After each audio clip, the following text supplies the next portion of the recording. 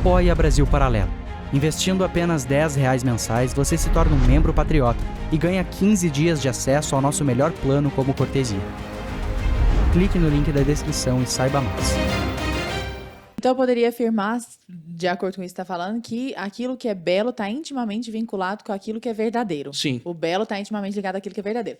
O que tem muito a ver com o que nós já conversamos, Mena. Por exemplo, tem um retrato que o Mena adora, que é de um senhor muito velhinho, que se nós fôssemos considerar a beleza no seu sentido mais superficial, digamos assim. Se fosse beleza, comparar ele com o Gianecchini, né? Se fosse comparar ele com o Gianecchini, ou sei lá, Gisele Bündchen, por exemplo. Eu sou velho, né? Tem nossas referências são Gianecchini e Bündchen. Não, e é legal que tem eu e você aqui falando sobre beleza, né? O que já não faz muito sentido. Nós que não fazemos parte dessa...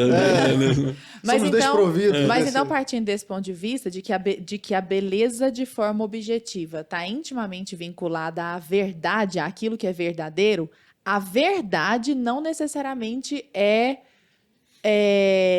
agradável. Então, por exemplo, às vezes a verdade é desagradável, mas se você, ainda que sendo desagradável, consegue capturar aquilo, que eu acho que é o grande objetivo do retratista, né? É capturar aquilo, você consegue entrar em comunhão com essa verdade e, portanto, tá no belo. Então, por exemplo, esse retrato, né, Mena, seria até bacana você falar isso. É um retrato de quem que é o retratista mesmo? Daquele preto e branco? Avedon. Richard Avedon. Inclusive, vamos colocar esse retrato aí na tela para que o pessoal saiba do que está falando. Editor, por favor.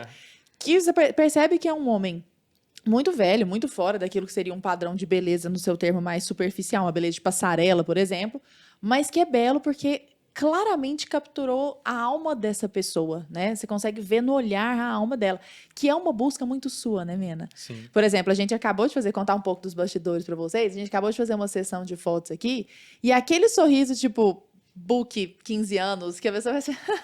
O Mena não deixa a gente dar esse sorriso. Ele faz com que a gente ria de forma espontânea por alguma razão, e aí do nada você dá uma risada de 3 segundos, ele fez 357 fotos. Porque ele sabe que aquelas ali é que vão capturar o espírito, né, Mena? Comenta conosco esse desafio do artista de chafurdar, assim, sem medo as coisas existentes para buscar a verdade nesse clique.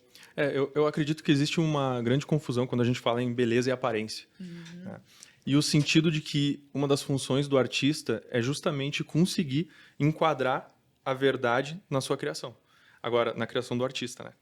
Agora, quando a gente fala, por exemplo, em composição, né, em harmonia, em relação na fotografia, por exemplo, a regra dos terços, por exemplo, né? Regra dos terços? O que é? Explica pra gente assim, brevemente. Só. É uma regra... Ignorantes né? que somos. É que, por exemplo, pega Michelangelo, Da Vinci, né? Todos obedeciam certas regras matemáticas que justamente elas estão conectadas com a verdade da criação. Né? E essas regras, elas fazem com que uma arte ela seja bela aos olhos de quem vê.